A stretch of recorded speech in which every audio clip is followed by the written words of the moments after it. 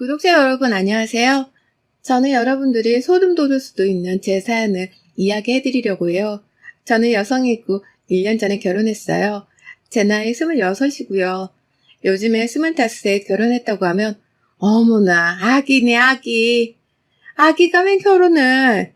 이라고 하시겠지만 그건 그냥 보통 사람들이고 그렇다고 제가 그렇게 특별한 여성이라는 건 아니고요.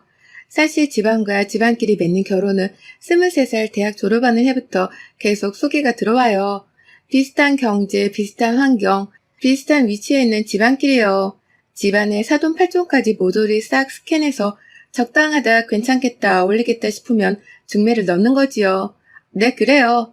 저는 엄마의 권유로 맞선자리 나갔어요. 그런데 상대만 와 있어야 할 자리에 그 상대의 어머니까지 와 계신 거예요. 그래서 3명이 앉아서 맞선을 본 결과가 되고 말았어요. 처음에는 좀 웃기다고 생각했지만 너무 고우시고 어머니 연세답지 않게 스타일도 굉장히 젊고 무엇보다 기품과 우아가 넘치셨어요. 그리고 대화하기에 너무 지식이 해박하셔서요. 요즘 시대에 선을 봐서 결혼했다면 믿는 분들 안 계시겠지만 저는 어머니들끼리 주선을 하고 양가 어머니들이 많이 흡족해 하셔서 일사천리로 진행된 케이스예요.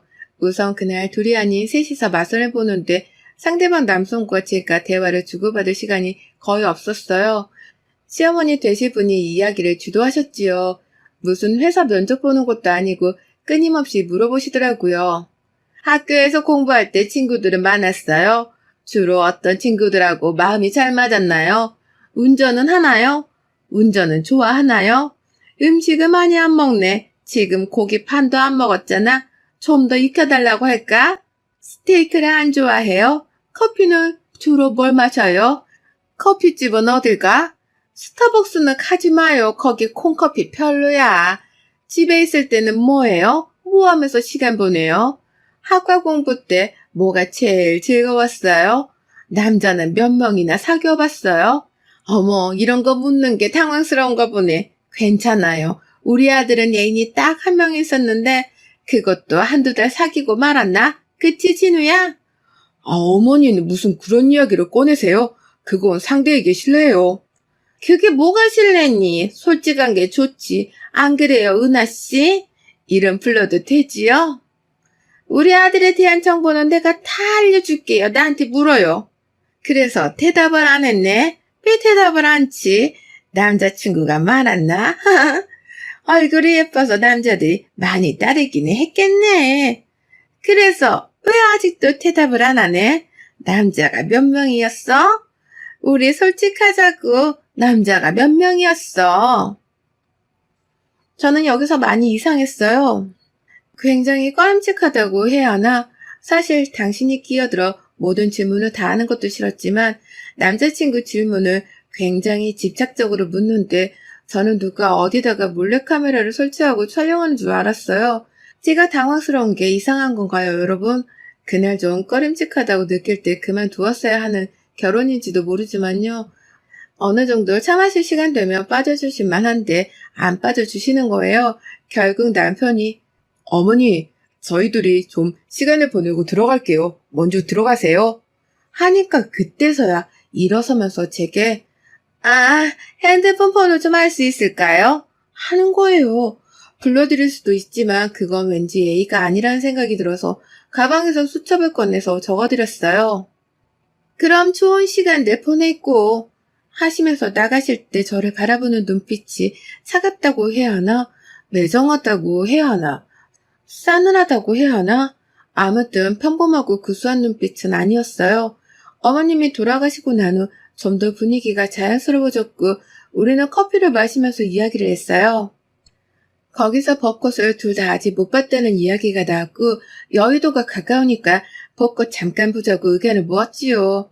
네, 상대가 마음에 들었으니 쌍방간에 마음에 들었으니 벚꽃 이야기가 나왔겠지요. 상대는 외모도 준수했고 체격도 좋고 우선 말이 언행이 점잖았어요. 유머 코드도 많았고요.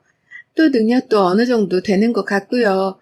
대학원 졸업 후에 대기업 기획실에 입사했는데 기획실장이 집안 어른이시라고 했어요. 그런데 문제는 여의도로 가는 중에 전화가 오는 거예요. 남자의 어머니시죠. 후야, 지금 어디야? 집에 안 와? 저는 조금 킥하고 웃음이 나오더라고요. 진우도 아니고 후라니, 30이 다 된 아들에게 후라니요. 은하씨랑 안 헤어진 거야? 어머니, 좀 늦어요. 기다리지 말고 주무세요. 아니, 초면에 그렇게 늦게까지 같이 있겠다고? 그건 실례야. 은하씨가 제 안에서 벚꽃 잠시 보러 가고 있는 중이에요. 그래, 알았다. 우선 끊어. 10분 후에 전화가 울리는데 모르는 번호였어요. 받았더니 세상에 진우씨 어머니인 거예요. 은하씨, 우리 후 지금 운전하죠? 네. 은하씨, 우리 후 안전벨트 맨날 좀 파줄래요? 저의 시선은 어느새 진우씨 가슴팍으로 향했어요. 네, 맸어요. 알았어요. 끊어요. 아니, 여러분, 이 상황이 이해가 가세요? 제게 전화를 한 것도 상식적으로 이해가 안 가는데 안전벨트를 맸나 확인하러 그날 선본 여성에게 전화를 거는 시어머니 자리라니요. 그리고 그날 자기 볼일 끝나니 끊어요 하고 바로 끊는 이 매너, 무리라고 하기도 그렇고 참 뭐라 표현이 안 되더라고요. 진우씨, 어머니 관심을 많이 받고 사시나 봐요? 했더니 이 남자 하는 말 좀 보세요. 오히려 저를 이상하게 바라보면서 다른 집들도 다 안 그런가요? 아니요, 다른 집은 이렇게 안 그래요. 아들이 운전하는 거 안전벨트 맨날 궁금해서 전화하시는 어머니 드물지요. 안전벨트 매는 거는 어떤 부모들 신경 쓰는 일 아닌가요? 당장 눈앞에 보여서 안 매면 뭐라고 한두 마디 하실 수 있어도 이렇게는 안 해요. 이상한데? 저는 어머니가 늘 체크를 하시거든요. 벚꽃을 보면서는 조금 기분이 풀리더군요. 여기저기 전문 커플, 청춘들, 중년 커플들 사진 찍느라 정신없고 우리도 각자 핸드폰으로 각자 사진도 찍어주고 어색하지만 둘이도 찍고 좀 즐거웠고 그래서 기분이 풀어졌어요. 출출해져서 우동집도 들어가서 우동 간단히 먹고 그 사람이 저를 데려다주는 길이었어요. 전화가 또 울려요. 제 폰에요. 번호를 보니 시어머니 자리. 순간 짜증이 확 밀려오는 걸 참고 받았어요. 은하씨, 우리 후랑 아직 같이 있어요? 네. 은하씨, 내가 전화해서 불쾌한가 보네. 지금 우리 후 운전 중인가요? 네. 미안하지만 우리 후 지금 시속 몇 킬로로 밟고 있는지 좀 봐줄래요? 저 지금 65요. 아, 알았어요. 그리고 뚝 바로 끊으시는 거예요. 이 사람이 그렇게 완전히 확 마음에 드는 것도 아니고 시어머니 자리가 너무나 찜찜하고 완전히 사람을 질리게 해서 저는 이 사람 그날로 인연 끝이다 정리했어요. 돌아오는 차 안에서요. 집에 들어오니 엄마가 싱글벙글하면서 얘, 넌 어땠니? 왜? 그냥 그랬어. 예, 저 집에서는 시어머니 자리도 그렇고 그 당사자도 그렇고 네가 그렇게 마음에 든다는구나. 얌전하고 조신하고 요즘 애들 같지 않게 팔랑 까지지도 않고 뭐라더라? 중간 소개해준 친이 아줌마가 난리가 났어. 양쪽 집에서 옷 2번 얻어입게 생겼다고. 글쎄, 난 뭐 그냥 그래. 왜? 왜? 성격이 이상해? 엄마, 나 지금 피곤하니까 내일 이야기해.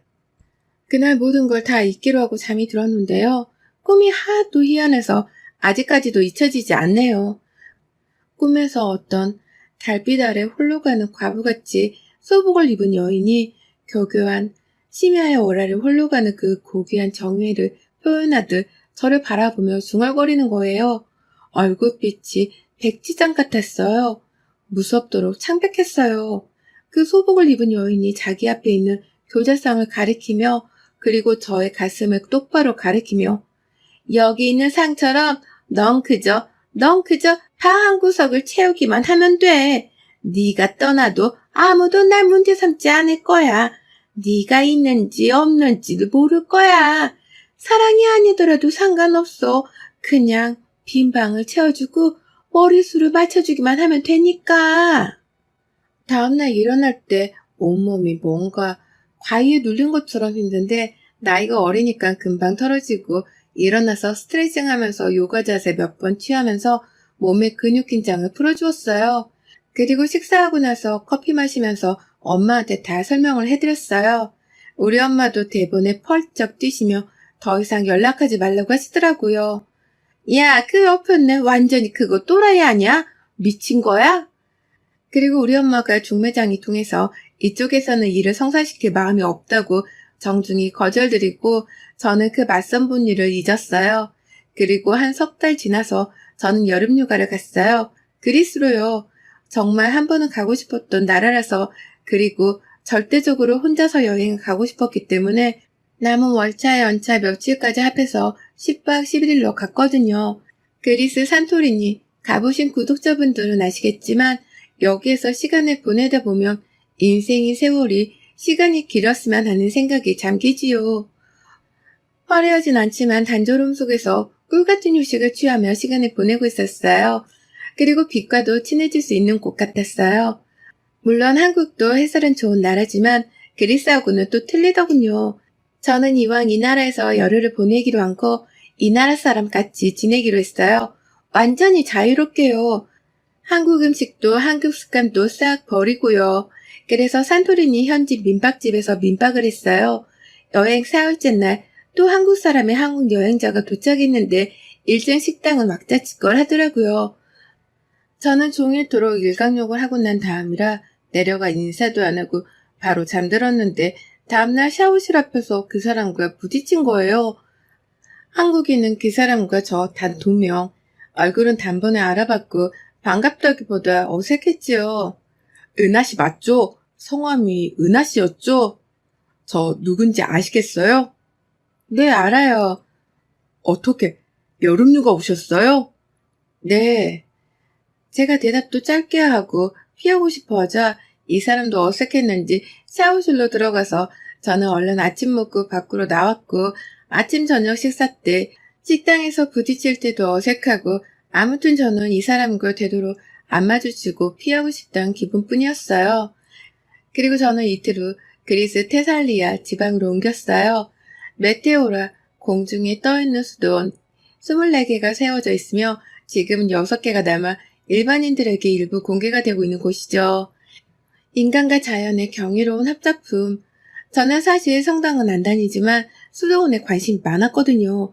민박집을 옮길 때 이 사람이 없었고 저는 이 사람과 인사도 없이 헤어진 거예요. 그런데 이틀 후 테살리아 민박집에서 이 사람과 또 만났어요. 이 사람도 여기 수도원이 궁금해서 여기로 옮겼다는 거예요. 저는 속으로 이건 인연이구나 싶은 마음이 순간 확 들면서 또 왠지 이건 안 좋은 인연 악연 아닐까? 이런 기분도 떨쳐버릴 수가 없었어요. 그 사람 싱겁게 흰 치아를 다 드러내며 말을 붙이더군요. 우리 인연 같지 않아요, 은하씨? 네, 그런 것 같아요. 왜 그렇게 시큰둥해요? 도대체 좀 물어봅시다. 제가 뭐가 그렇게 마음에 안 들어서 아예 딱 전화도 안 받으시고 카톡 확인하셨으면서도 답도 없고 제가 뭐 실수라도 했나요? 설명드리기가 그러네요. 중간 소개시킨 분께 들어서 알고 있겠지만 저는 은하씨가 마음에 들었고 사귀고 싶었어요. 많이 아쉬웠지요. 그렇게 봐주셨다니 감사해요. 은하씨, 저녁 먹고 우리 산책 나가서 맥주 한잔 하죠. 사실 저는 한 일주일 가까이 한국 사람하고 대화 한번 안 하고 지내려니 슬슬 모국어가 쓰고 싶어지고 모국어를 사용하는 사람을 만나니 괜히 눈물겹고 반갑고 또 그 사람이 아는 사람이니 더 반가웠는데 이 사람하고 엮이고 싶지 않아서 피한 거거든요. 어쨌든 같은 말 한국어로 이야기할 수 있는 사람하고 다른 나라에서 단둘이 맥주를 마실 생각하니까 괜히 흐뭇하고 만족한 기분이 드는 거예요. 그래서 오케이 했어요. 그리스 밤바람은 정말 기분 좋은 바람이에요. 가보신 분들은 아시겠지만 둘이 야외 포차에서 맥주를 꽤 마셨어요. 맥주를 마시면서 이 이야기 저 이야기 많이 했어요. 둘 다 그날 선자리에서 있었던 이야기는 피하고 미래에 가진 꿈, 자기 일 이야기, 과거 이야기, 각자 사귀었던 사람 이야기, 친구 이야기, 책 이야기, 영화 이야기 많이 했거든요. 이야기를 해보면 해볼수록 굉장히 매력적인 사람인 거예요. 무엇보다 굉장히 유머 감각이 뛰어난 사람이라 이야기를 하는 도중 저는 계속 빵빵 터졌고요. 그리고 생각보다 미래도 굉장히 밝아 보였고요. 대기업의 운영 시스템 이야기를 듣는 것도 왠지 좋았어요. 저는 부모님이 운영하시는 갤러리에서 큐레이터로 일하고 있어서 대기업 운영 시스템이 굉장히 자극적이더라고요. 맥주를 둘 다 많이 마시고 숙소까지 걸어서 오는데 맥주를 많이 마셔서 갑자기 소변이 너무 급한 거예요. 맥주 마시면 아시죠? 갑자기 급해지면 정말 참을 수 없는 기분이 드는 거예요. 게다가 이미 만취 상태였고요. 제가 어쩔 줄을 몰라 하자 그 사람이 저를 끌고 길가 한구석으로 가더니 자기 겉셔츠를 벗어서 가려주는 거예요. 너요? 하는 거예요. 저는 놀라고 민망해서 어떡해요? 하면서도 일단 누고 싶다는 생각도 간절했어요. 뭐 어때요? 노산방뇨라고 걸려서 잡혀가면 잡혀갑시다. 급한데 싸고 봐요. 에라이 모르겠다 주저앉아 쌌어요. 정말 살 것 같더군요. 이 남자. 아, 소리 한번 요란하네. 저는 소변 보면서도 빵 터진 거예요. 남들이 보면 완전 미친 여자 같았을 거예요. 취해서 얼굴은 뻘겋고 그 와중에 노상방뇨하고 그 와중에 미친 여자처럼 깔깔깔 하고 웃었으니까요. 지금 와서 돌이켜보면 이 순간이 가장 낭만이었고 눈물나게 아름다운 시간이었어요. 이 남자와 처음이자 마지막으로 그날 그렇게 노상방뇨하고 다시 모래길을 걸어서 숙소로 걸어오는데 이 남자가 또 그래요. 잠깐 멈춰봐요. 슬리퍼 좀 봐봐요. 걷는 게 왜 그래요? 하면서 무릎을 꿇더니 제 발을 슬리퍼에서 벗겨서 슬리퍼에 가득한 모래를 털어주는 거예요. 전 이 순간에 이 남자에게 폭 빠진 거예요. 이 사람 어머니고 뭐고 아무래도 좋다는 생각이 들었어요. 그날 숙소 방문 앞에서 헤어지다 누가 먼저랄 것도 없이 둘이 부둥켜 안으며 우리는 내 방으로 들어와서 미칠 듯하게 뜨거운 시간을 보냈어요. 그 다음 날도 같이 보냈고 그 다음 밤에도 정말 뜨거운 시간을 보냈고요. 저는 처음이었고 이 사람은 능숙했어요. 여자친구 한 번 사귄 게 다라더니 정말 아무것도 모르는 제가 느끼기에도 굉장한 선수란 느낌이 들더라고요. 한국에 같이 들어왔고 우리는 다른 남녀들처럼 연애했어요. 이 사람은 건강한 남성이었고 정상적인 남자였고 정상이고 건강한 남녀가 순간 조심을 안 한 그 순간 바로 임신이 되더라고요. 저는 중절을 해야겠다고 생각했어요. 막상 이 사람하고 결혼을 이어 생각하니 다시 눈앞에 부응하고 가득 떠오르는 이 사람의 이상한 어머님. 이 사람에게 임신 사실을 숨기고 있었는데 우연히 제 핸드폰을 본 이 사람. 산부인과 예약된 카톡 메시지를 봤는지 펄펄 뛰더군요. 진우씨, 그거 아주 비매너야. 부부 사이에도 핸드폰을 안 보는 거 몰라? 하물며 우리는 그냥 연인일 뿐이야. 연인 사이일수록 더 조심해야 하는 게 폰 프라이버시 침해하는 거. 그거 굉장히 중요한 거야. 나 아주 기분 나빠, 지금. 너 기분 나쁘고 말고가 중요해? 지금 이 순간에? 뭐? 산부인과는 뭐야? 너 아기 생겼지? 그래, 중절할 거야, 토요일이야. 미쳤구나. 누구 맘대로 중절을 해? 그게 너만의 아이야? 그는 결혼을 하자고 저를 설득했어요. 사랑한다고요. 아이를 낳자고요. 아이를 중절하는 건 명백히 살인이나 다름없다고요. 도대체 이유가 뭐냐고 물었어요. 저는 그때서야 그의 어머니에 대한 이야기를 처음으로 꺼냈어요. 만약 그 사람이 선분날처럼 자기 어머니와 자기는 전혀 문제가 없는 모자 사이라는 걸 이야기했으면 저는 두 말도 않고 그 사람과 헤어지고 중절했을 거예요. 그런데 이 사람 현명한 게 수긍하더라고요. 이상하게 비춰줄 수도 있겠고 다시 생각해보니 이상하다고요. 그러니까 고칠 테니까 결혼하자고요. 사촌언니와 의논을 했어요. 사촌언니가 그 결혼하는 거 아니라고 하더라고요. 결혼 전에 별 문제 없어 보이는 시어머니도 막상 결혼해보면 문제가 계속 드러나고 서로 맞춰 살기 힘든데 그런 눈에 띄게 이상한 시어머니일 경우에야 말을 무엇하냐고요. 절대 결혼하지 말라고 뜯어 말리더라고요. 저는 헤어짐을 결심했고 그에게 이별을 통보했어요. 며칠 후 그 사람 어머니에게 전화가 오더라고요.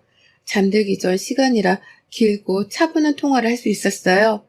통화 내용을 쭉 정리해보자면 내가 그동안 우리 후하고 은하 씨하고 사귀는 거 알면서도 일찍 간섭안한 거는 은하 씨가 아무래도 나 때문에 뜨악하는 것 같아서 둘의 연애를 철저히 모른 척 했는데 지금은 안 되겠네요.